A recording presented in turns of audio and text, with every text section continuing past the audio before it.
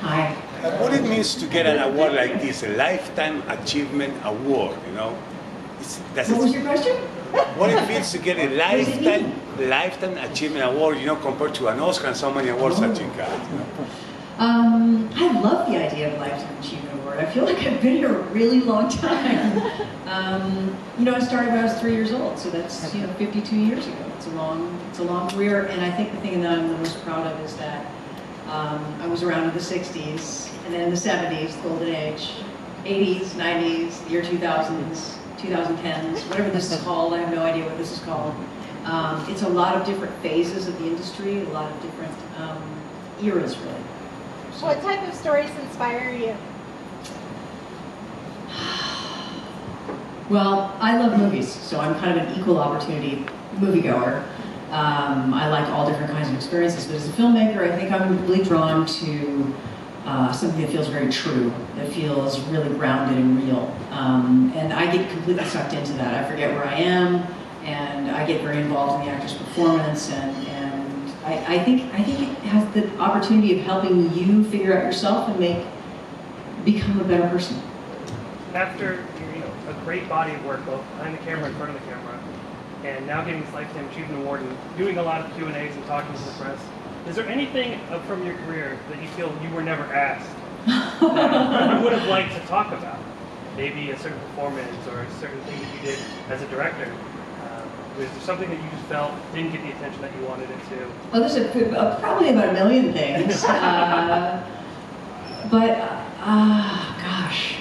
You know, there's certain gems that I think, that movies that I love, that meant a lot to me, that mean a lot to me, and they may not have been perfect films, but that sometimes I'm sad that they went by so fast. The Beaver, for example, I think was a really big moment in my life as a filmmaker, and it's an odd movie. I knew it wasn't for everybody, but it had difficult circumstances on the release, and I think it's a film that I return to a lot. My thoughts return to a lot. Nell is another movie that I think was very life-changing for me. The Brave One, very life-changing for me, but people don't talk about it a lot. What's the biggest challenge you've had in your career, Jodie?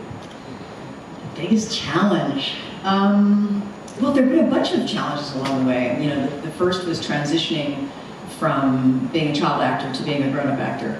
I kind of don't remember it as a challenge, but I think that it took, my mom was my manager, and together with my agent, who's still my agent, Joe Funicello, I think they thought a lot about that, what was the right move. I think the transition from acting to directing was difficult, because sometimes you have to let go of the ring you're holding on to in order to grab onto the one that allows you to evolve as a filmmaker. Yeah, I think those are two. Jodie, because you're such a force, I have to ask with your new, yes you are, okay. your upcoming documentary, Be Natural. Oh yes. I need to ask, did that documentary spring up from the movement, the film movement that women are going through right now, the feminist film movement? Right. Oh, I could never take possession of that documentary. I really am just the voice of the narration. Pamela Green is the filmmaker, and she spent the last 10 years on Be Natural, the story of Alice Guy Blaché, who arguably is the first female director ever of all time in the 1890s, but is potentially the first narrative filmmaker ever. So she worked with Gaumont and the Young brothers. It's an extraordinary story of somebody who's been invisible all these years, and so I just was blown away with the story, and I said, how can I participate? But it's really Pamela's movie. What are your favorite filmmakers? Yes. What do you expect from a director? And as a director, what do you want to bring to the table for the actor?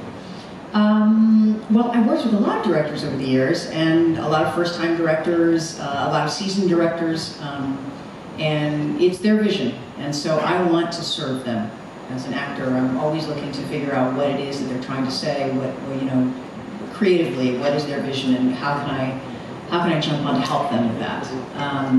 That being said, I think the best directors are like great parents.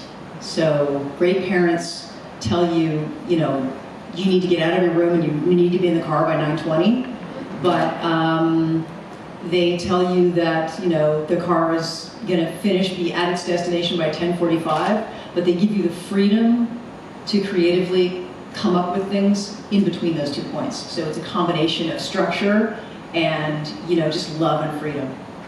It's 30 years since The Accused, and the impact that film had. I just wondered, over the course of those years, what women have spoken to you about and the impact you feel that role had across the generations. Wow, I don't really know. I mean, I think it's very hard for us to understand the impact of our own films. I know it had a lot of impact on me. I think it was a life-changing performance for me, and in some ways, in ways that I didn't really understand because I was only 25 or 26 years old, and so I didn't really understand why I was so drawn to it, and I didn't even understand in some ways where the portrayal came from. So much of it was so unconscious, and so much of it was the legacy of my mother and her mother. I was telling their story, their survival story in some ways, as a way of healing, really.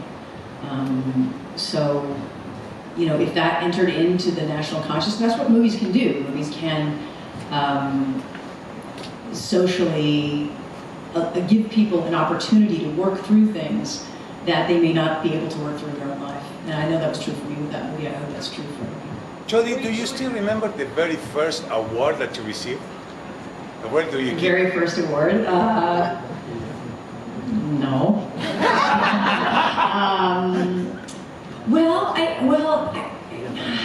There were a few little ones. I didn't get an. I guess I did get an Emmy, but it was for the first after-school special. It was an after-school special, and I played a pitcher on a little league team. But I was nominated for an Oscar when I was 12, and I lost. And that was just a huge moment for me. I mean, I'll never forget that. I'll never forget being in the auditorium. They said my name, and the second they said "Je," I broke out in hives everywhere. My face was red everywhere. My body was itching, and I was kind of relieved when I lost, actually, because I thought, how am I going to do this? I'm itching all over my body. I have red welts everywhere. Which of the characters you played do you think you respect the most? That's tough. I mean, maybe the ones I look up to the most. And that's tough because I kind of look up to all of them in a way, But maybe Ellie Arroway in Contact. That's a character that I really admire. That's somebody that I think about a lot. I think, wow, that's somebody that I would like to be. I'm not sure that I am, but that's somebody that I would like to be. I think because she is such a combination of just fierce intelligence, mind over matter, the intellectual side, structural side, and somebody who is tormented and inhabited by her emotional center. Those two things combined. What's your favorite artist?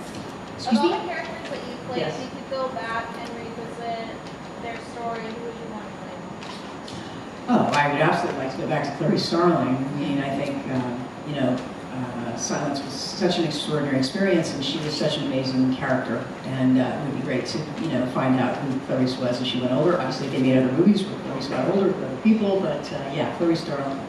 Who's the Artemis? What drew you to Hotel Artemis? Maybe there was a Hotel Artemis question.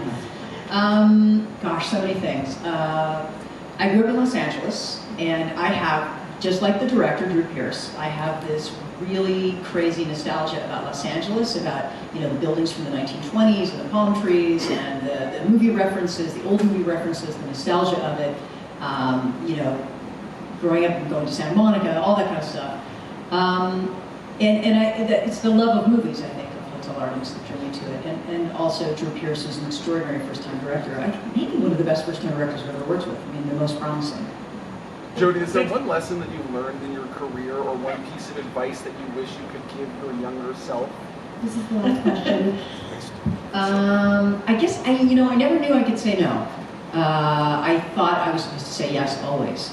And maybe that was a good quality in a little soldier. I was a good little soldier when I was 6 or 7 years old, and when it was absolutely freezing cold and I had frostbite, I never complained that my toes hurt, or I just didn't know I could say no, and that didn't come to me until I was much later. Now, kids have no problem with that. I've noticed that kids have a much stronger sense of self vis-a-vis adults nowadays. I think they're trained to know that they have, that their ideas and their opinions have impact. I kind wasn't. So that's something that I wished. Are you still directing Charlie, the TV movie? Oh, I think about my son Charlie. No. I directed him? No, that's interesting. No, that project didn't happen. It was set up and then, didn't happen. So is your son Charlie going to act ever? Is my son Charlie going to act? Boy, that's so funny that you say that, because Charlie acts all the time. He's in college. No, he really does. He's a great actor. I just saw him in a new play. I just saw him play in college, and I was incredibly proud of him. Yes, I have one son who's like improv actor, very outgoing, charming, and my other son is a scientist, and he's he talks about things I don't understand, and I love every minute of it. Thank you. Thanks so much. Thank you for watching Muse. If you enjoyed this video, be sure to like it and subscribe to see all of our upcoming videos.